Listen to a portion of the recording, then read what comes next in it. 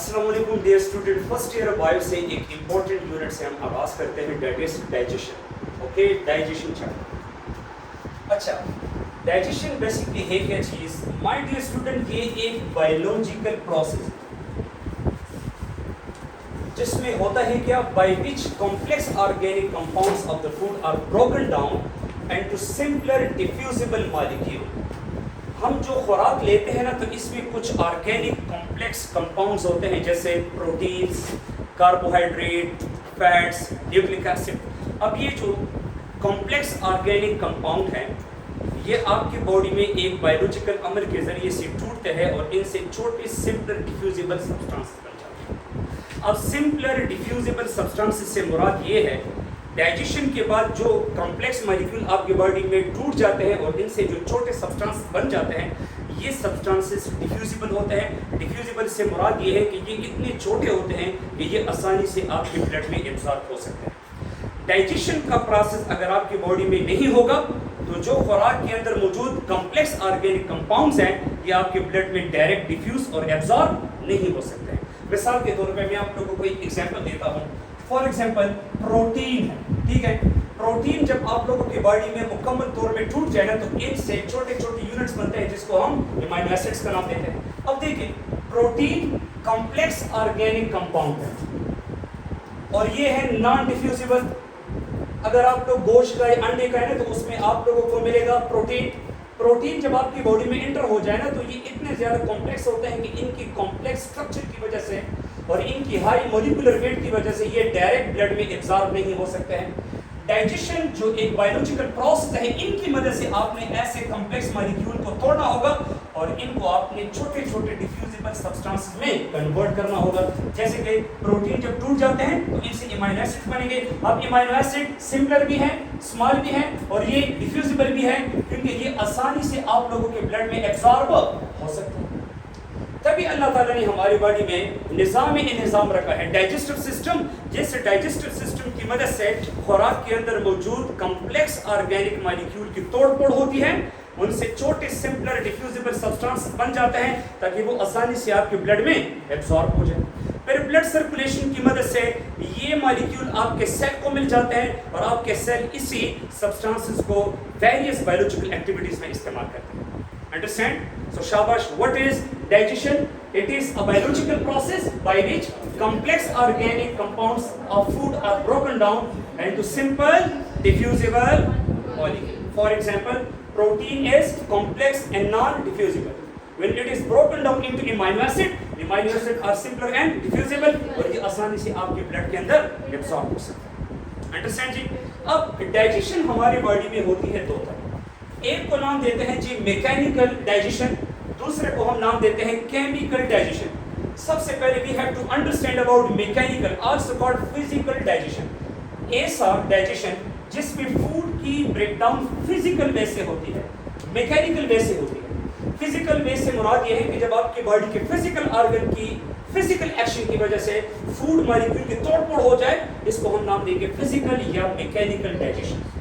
अब मेरी बात बड़े गौर से, मैकेनिकल डाइजेशन में खुराक की फिजिकल ब्रेकडाउन होती है, केमिकल नहीं होती है। लिहाजा मैकेनिकल डाइजेशन में खुराक के बड़े बड़े ज़र्रात छोटे छोटे पीस में टूट जाएंगे, लेकिन खुराक के अंदर जो मौजूद मॉलिक्यूल हैं उनके ब्रेकडाउन नहीं होगा। खुराक के अंदर मौजूद मॉलिक्यूल के ब्रेकडाउन के लिए एंजाइम चाहिए और एंजाइम की जो इन्वॉल्वमेंट है वो केमिकल डाइजेशन में है। लिहाजा मैंने लिखा भी है कि मैकेनिकल डाइजेशन में खुराक के जो लार्जर फूड पार्टिकल है, ये स्मॉलर फूड पार्टिकल में चेंज हो जाएंगे, लेकिन इस स्मॉलर फूड पार्टिकल में स्टिल जो कॉम्प्लेक्स मॉलिक्यूल्स हैं वो कॉम्प्लेक्स ही रहेंगे। There is no breakdown of complex molecule, क्योंकि मैकेनिकल डाइजेशन में कोई एंजाइम की इन्वॉल्वमेंट नहीं होती है, क्योंकि अगर आपने मॉलिक्यूल के ब्रेकडाउन करनी होती है तो उसके लिए एंजाइमेटिक एक्टिविटी ज़रूरी होती है, जबकि मैकेनिकल डाइजेशन में फिजिकल ऑर्गन का एक्शन होता है। इसमें हम फिजिकल वे से मॉलिक्यूल को फूड की ब्रेकडाउन करते हैं, इसमें कोई एंजाइम इन्वॉल्व नहीं होता। ठीक है, अब मैं आपको कुछ इंपॉर्टेंट एग्जांपल देता हूँ। जैसे कि टीथ आप लोग देखें ना, तो टीथ एक फिजिकल ऑर्गन है। जब आप टीथ की मदद से खुराक को फिजिकल वे से ग्राइंड करते हैं ना, इसको हम नाम देते हैं मैस्टिकेशन। तो टीथ की मदद से मैस्टिकेशन होती है। मैस्टिकेशन का मतलब ये है कि जब آپ دانتوں کی مدد سے خوراک کو کیا کرتے ہیں؟ گرینڈ کرتے ہیں. خوراک کے بڑے بڑے پارٹیکل چھوٹے چھوٹے پیس میں ٹوٹ جاتے ہیں, لیکن کیمیکل کی بریک ڈاؤن نہیں ہوگی کیونکہ میکینیکل ڈائجیشن میں کوئی انزائم انوالو نہیں ہوتا. انڈرسٹینڈ؟ سیکنڈ, اسٹمک کا ایگزامپل. یاد رکھیں جب آپ کے معدے کے اندر فوڈ انٹر ہو جاتا ہے نا تو آپ کا جو معدہ ہے اس میں ایک ایکشن سٹارٹ ہو جاتا ہے جس کو چرننگ کہتا ہے, اور یہ چرننگ ایک فزیکل ایکشن ہے, کیونکہ اس چرننگ ایکشن میں یہ ہوتا ہے کہ آپ کے معدے کے وال کے اندر جو اسموتھ مسلز ہے, تو یہ مسل جو آپ کے اسٹمک کے وال کے اندر موجود ہے, دیز مسل ان دا اسٹمک وال ول کانٹریکٹ اینڈ ریلیکس, اور آپ کے معدے کے مسل کی جب کانٹریکشن اینڈ ریلیکسیشن ہوتی ہے جس سے آپ کا جو معدہ ہے نا تو یہ جمپنگ موڈ میں آ جاتی ہے ایسے, اور اس معدے کی موومنٹ کی وجہ سے جو فوڈ ہے وہ مزید اور بھی چھوٹے چھوٹے پارٹیکل میں ٹوٹ جاتا ہے. اور سیکنڈ فائدہ یہ ہو جاتا ہے کہ جب خوراک آپ کے معدے کے اندر انٹر ہو جاتا ہے تو آپ کا معدہ اس خوراک کے اوپر گیسٹرک جیوز کو ریلیز کرتا ہے. تو جب چرننگ ایکشن کے دوران اسٹمک کی جب موومنٹ ہوتی ہے نا, ایک تو خوراک کی فزیکل بریک ڈاؤن بھی ہوتی ہے, ایک فائدہ یہ ہو جاتا ہے کہ آپ کے معدے کے اندر جو خوراک پڑا ہے وہ ایزیلی گیسٹرک جیوز کے ساتھ مکس ہو جائے گا, تو آپ کا خوراک آسانی سے HCl اور انزائم کی مدد سے کیمیکلی بھی ڈائجسٹ ہو جائے گا. انڈرسٹینڈ جی؟ اب اوپر میں نے ایک پوائنٹ بھی کہا کہ میکینیکل ڈائجیشن میں جسٹ فوڈ کا شیپ اور سائز چینج ہو جاتا ہے. مطلب اگر آپ لوگوں نے فوڈ کا ایک بہت بڑا پارٹیکل لیا ہے نا تو میکینیکل ڈائجیشن میں یہ خوراک کے چھوٹے چھوٹے پیسز میں ٹوٹ جاتا ہے. تو آپ لوگ دیکھیں فوڈ کا شیپ بھی چینج ہوا, فوڈ کا سائز بھی چینج ہوا, لیکن فوڈ کے اندر جو کیمیکل ہے ان کیمیکل کا کیمیکل سٹرکچر ویسے ہی رہے گا, کیونکہ میکینیکل ڈائجیشن میں کیمیکل بریک ڈاؤن نہیں ہوگا, کیمیکل آپ کے ساتھ نہیں ٹوٹیں گے, کیونکہ میکینیکل ڈائجیشن میں کوئی انزائم انوالو نہیں ہوتا. انڈرسٹینڈ جی؟ اب ہم آتے ہیں جس سیکنڈ نمبر ٹائپ جس کو ہم نام دیتے ہیں کیمیکل ڈائجیشن. اب یہ کیمیکل ڈائجیشن بھی وہی بات ہے کہ جب آپ انزائم کی مدد سے خوراک کے اندر کمپلیکس آرگینک مالیکیول کی بریک ڈاؤن کراتے ہیں, تو دیکھیں break down of complex organic molecule by the action of enzyme is called chemical digestion. اور اس میں یہ ہوگا کہ it will change the chemical structure of food molecule. یہاں پہ خوراک کے اندر جو کیمیکلز ہوتے ہیں جیسے کہ پروٹین ہے, تو وہ جب انزائم کی مدد سے ٹوٹ جاتا ہے پروٹین نہیں رہے گا, پروٹین سے امینو ایسڈ بن جائے گا. لہٰذا کیمیکل ڈائجیشن میں خوراک کے اندر جو موجود کیمیکل ہے ان کیمیکل کا جو کیمیکل اسٹرکچر ہے وہ انزائمیٹک ایکٹیویٹی کی مدد سے چینج ہو جائے گا. انڈرسٹینڈ؟ اب میں آپ کو کچھ امپورٹنٹ ایگزامپل دیتا ہوں. مثال کے طور پہ اب اگر ہم ماؤتھ کی بات کریں تو آپ کے منہ میں ایک امپورٹنٹ انزائم ہے جس کو ہم نام دیتے ہیں سلیوری ایمائلیز.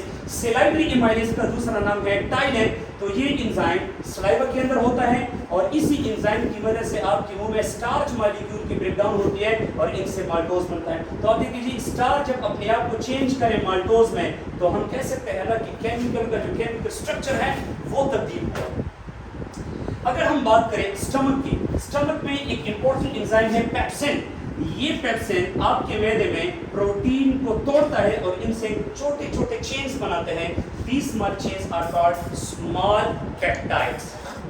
تو کیمیکل ڈائجیشن میں کیمیکل یا کمپلیکس آرگینک مالیکیول کی بریک ڈاؤن ہوگی, وہ بھی انزائم کی مدد سے. سو اوور آل اگر ہم بولیں ڈائجسٹو سسٹم میں جو پہلے امپورٹنٹ رول آپ لوگ دیکھیں گے تو آپ لوگ دیکھیں گے کس چیز کا؟ ڈائجیشن کا. ڈائجیشن میں فوڈ مالیکیول کی کیا ہوتی ہے؟ Break down. دو طرح ہوگی, نمبر 1 میکینیکل, نمبر 2 کیمیکل.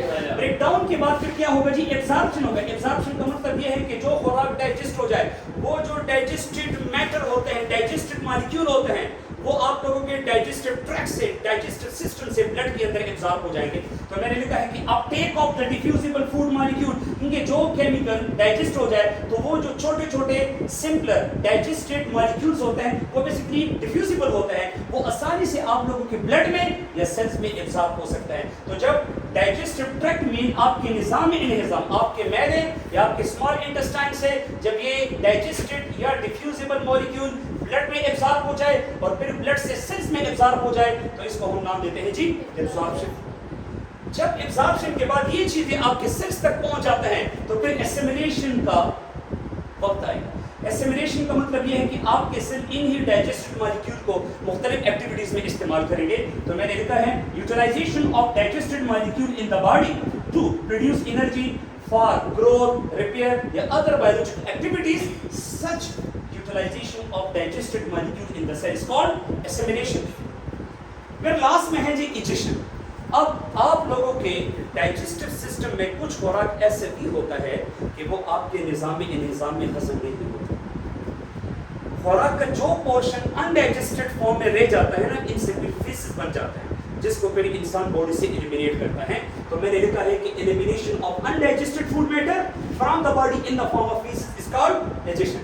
غیر ہضم شدہ خوراک کو فیسز کی شکل میں باڈی سے ایلیمینیٹ کرنے والے پروسیس کو کیا کہا جاتا ہے؟ ایجیشن کہا جاتا ہے. انڈرسٹینڈ؟ اب ہم آتے ہیں جی ڈائجسٹو سسٹم کی, کیونکہ چیپٹر کا نام ہے ڈائجیشن. تو ظاہری بات ہے ہم نے جس سسٹم کو یہاں پر انٹروڈیوس کروانا ہے that is called digestive system. نظامی انہضام کو ہم دو پورشن میں ڈیوائڈ کرتے ہیں. The first portion of the digestive system is called GI tract. GI tract کا مطلب ہے gastrointestinal tract.